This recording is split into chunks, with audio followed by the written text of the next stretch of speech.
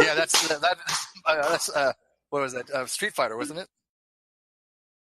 Was that Street Fighter for down to Mortal Kombat? Okay, Mortal Kombat. I knew it was one of the combat games. Kombat, yeah. Here's the funny thing. There are Easter eggs in the world, actual Easter eggs. So we need to go, like the next time the Easter eggs are out on the White House lawn or wherever you go for your Easter egg roll. Yes. There's something in those eggs that is an indication of. I knew it was that damn bunny. Every time I saw that thing in the mall, I knew that he it's knew the bunny. something. They're their overlords. They're the programmers, the bunnies. Yeah. That's like in... Yeah, like in what's in here? Well, we can end on a high culture note. In Shakespeare, doesn't the king in one of the plays, the king goes down into the camp of his troops, and he wears a hood so no one knows he's the king, right? And then he can talk to the troops. And this is sort of a motif in that story. That's what the Easter Bunny is. He's coming down, sort of peeking around. Allow me to, since you took it to a higher level, allow me to take it back down because I have proof that we are in a simulation. And that is Kim Kardashian's ass, because only that could be simulated and never thought of by us simple-minded people. Yeah. 100%. That's true. I'm going to go with that. I think that is an indication of a higher power. Mm-hmm. Or a lower Great. power. So we did a lot of work here tonight. We solved the simulation. We discovered that they don't really care about us, or they might. We could be simulated, or we might not. That's a great religion. And build a religion around the idea that maybe they care about us. Maybe.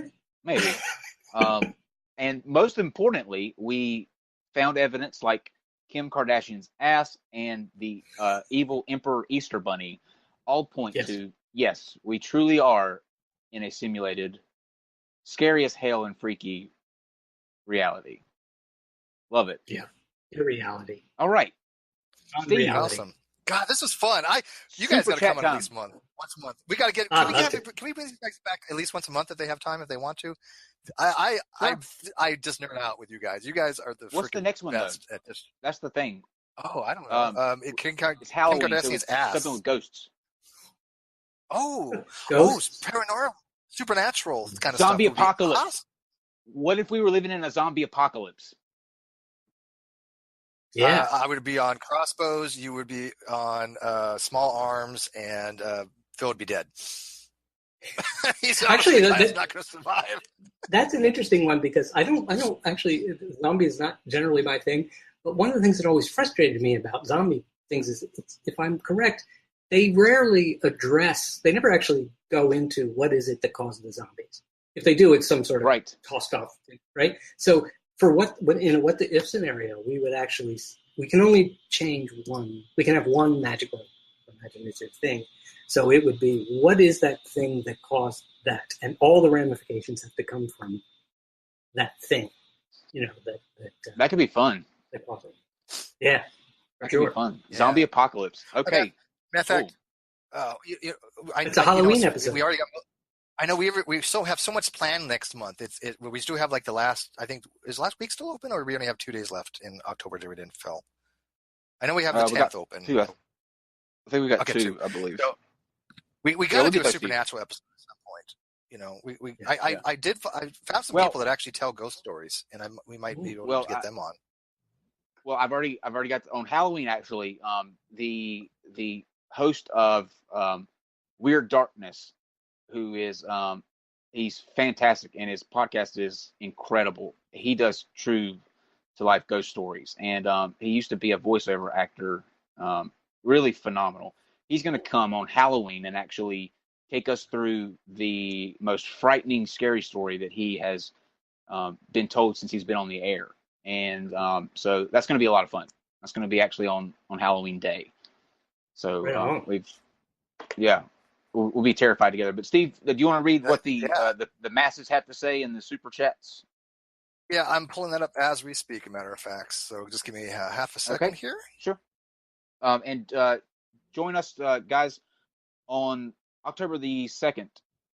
Logic will be with us, and Shannon Q, and we will be diving into the world of incels. I'm terrified. Oh God.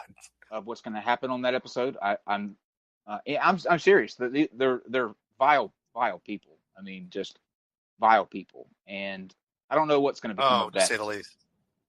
That episode. So yeah, if you are the praying type, go ahead and throw us on in there. It can't hurt anything. I'm kidding. Okay, Steve, ready for these super chats? Do it. Yeah, all right, here we go. All right. Arc Atheist, $5 Canadian. Know nothing about this. Should be so. This should be this should be fun and informative, and I hope we were. This was actually fun for us, so I hope it was fun for you guys in the outside chat, and informative. I'm telling you, we got to have these guys back every at least once a month. Diwag Saxnina, $20 something or other. I don't know what the symbol is actually. Could be. Yeah, I'm not sure. But anyway, thank you for that. But no comment. It looks like Asgardian. It does. It's a weird symbol. I'm not sure. I think it's Korean. I could be maybe. Dreamer, but not the only one. $5. If the universe is a simulation, how would this affect our theories of gravity, the Big Bang, and evolution? I'm just going to say, for me, it wouldn't. Simple as that. I mean, you could. Well, I guess we would say that those are part of the programming, right? That one thing is part of programming a simulation is programming the environment, right? Or like what do you call it? Levels or maps. Things like that. So we could say, by the way, that there might be other universes which are other simulations, and they are very similar to us, but they're just different maps, custom maps with different gravity and different evolution. And maybe have people rising from the dead, because that would be possible in other worlds. Yeah, it would be logically possible. It's not. Yeah, exactly. Yeah, because, not in other worlds, not in our universe. We're talking about modal. We're talking about modal possibilities, right?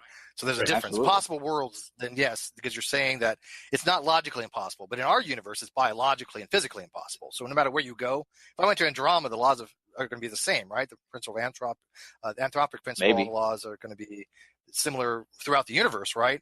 No, they have to be. I mean, I think they're going to be a similarity between. We do. At least I believe so. Because look at. If the laws of the universe were so much different somewhere else, we would notice it. We would see anisotropes of a higher order than we see now. All right, Wellington. Oh, just one thing. Sorry, I can say that if we are a simulation, for instance, you mentioned that you can't come back from the dead in this world. I think we are an early beta. We may actually be an alpha version of whatever the game is. And so, you can look at the Legend of Zelda series or any long-running series of games. And you can see, if you go back to the very first one, they're super crude two-dimensional things, right? And now they're three-dimensional open worlds. I think we are basically the 16-bit grayscale only version. We're not even at 32-bit yet. Wow, you're just downgrading RGB and stuff. Yeah, I want to be Ocarina of Time Zelda. Phil, have you ever heard of this thing called quantum suicide? No, what's that? That hypothesis? Oh, quantum suicide. Check it out. We won't have time to get into it right now. But quantum suicide is just a proposal that if you could actually be in a quantum state, kill yourself, and jump to another reality, there's pros and cons with it. Because if it is true, you would do it. But if you're wrong, you're screwed. So you couldn't come back and tell anybody anyway. So it's kind of one of those, you're screwed if it doesn't work.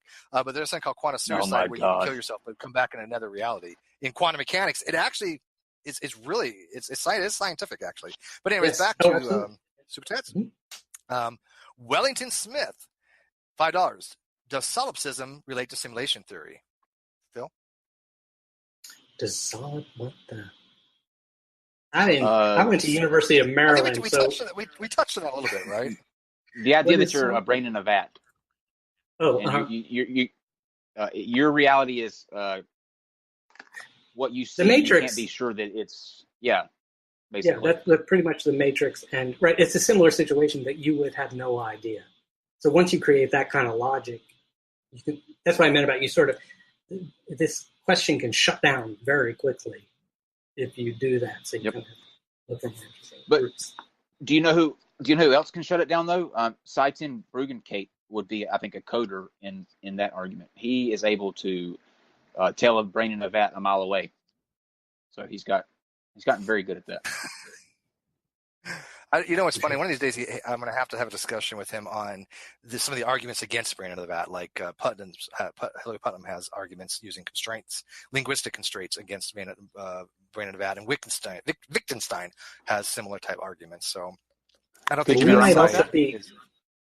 We might be a vat in a brain. Mm-hmm. I like that idea. I'm too sober for this. Athena, goddess of wisdom and warfare, $5. These glitches happen at quantum level. The reason why we don't see these glitches is due to Planck's constant, right? I think you could make some kind of argument for that, possibly, in some way. It's a little bit related to what I was saying It's a little bit related to what I was saying at the beginning of it, when Niels Bohr, who was one of the discoverers of quantum mechanics and how things operate at that level. That bizarre thing about the double slit experiment and all these questions of how, if you don't observe something, it doesn't seem to exist. Schrodinger's cat, all that kind of stuff. So that seems to relate to that. That's sort of what that question's about. There's actually, and this is very recent, the last couple of days, there's actually a new thought experiment that just came out relating to Schrodinger's cat, where the fact if you actually know the possible outcomes of the quantum state, it seems to break quantum mechanics as a whole. Have you seen that come out yet? Have you read about that? Go check it out. It's relatively new. It uses a Bob Carroll, and I can't remember their names. It's from a movie, but it uses 4 people, and having knowledge of the states of the system seems to break the system. They haven't been able to work around this yet. It's a whole new thing on quantum mechanics where they're scratching their head going, wait a minute, this is not supposed to be this way, because we should have predictable outcomes in certain ways, but knowledge of how we have the predictability screws up the system. So why do we want to worry about this stuff? Well, that's my question. Why do we want to worry about this stuff? Like, why do we invent because quantum mechanics is these situations? We need to know more about quantum mechanics, dude. We need to understand quantum. Quantum computers is contingent. But if us thinking about it could break it, I say we don't. I say we don't go in that direction. That's interesting. I was like, better safe than sorry. We don't want to break the simulation. Yeah, let's not. Let's Fair not point. think about you don't it. want to break the system. Forget it. Yeah, don't think about it. Now it might be. Just make it go away. It might be because the designer, like if the Sims really did turn around and look up at the screen and recognize you, you would have a total freak out and probably pull the plug. And I think that's what's happening there. Well, these have to do with entangled I would instantly. We're not entangled systems right now, so it doesn't apply to us that we have knowledge of it. I would instantly go, okay, when were they aware that they could see me? Because depending on what particular time of day and what I was doing, that's going to wholly affect our interaction with the Sims. Because if it's after midnight and I have certain websites up, then I'm going to approach these Sims a little differently than I am if they just saw me eating breakfast. Right. Well, no, it would be while you were playing the game and, like moving them, dealing with them. And they turned around and were like, not anymore, buddy. We hope. Yeah. Let us Rise up. All right. Yep. All right, Steve. Any more? Okay. Yep. Athena, goddess, wisdom and warfare, $2. I meant length, not constant. Either one. There's a Planck length and there's a Planck constant. So they're related. Rubles, 155 rubles. A couple bucks, I think. The entire and this is from, I can't pronounce his name. I'm sorry. It's all in Russian. I'm not even going to try. I'm going to call him AA. The entire consciousness thing might be a huge neural network being grown from some calculation purposes. Now, that's an interesting idea because there is something called a Boltzmann brain. And maybe we can do a topic on that one of these days, of an emergent consciousness that exists as the universe becomes self-aware, but it only, if it is possible, but if it did happen, it would be in a microsecond of some kind. But a Boltzmann brain is something of an emergent property of the universe because it is acting as a neural network. Phil, am I off base on that? Or it's the Boltzmann brain. I think it comes out of the idea that if the universe is infinite, that means an infinite number of things can happen. And I think I guess it was Boltzmann who said it, or somebody said it, that if infinite things can happen, then one of Boltzmann's brains could just appear in space, right? And if the universe is truly infinite, not only could that happen, but it must have happened. That's really Yeah, that's something that kind of is derived from the postulates. Yeah, I think. People watch Game of Thrones, play Pokemon Go, go skating, do things other than think about these crazy ideas that break people's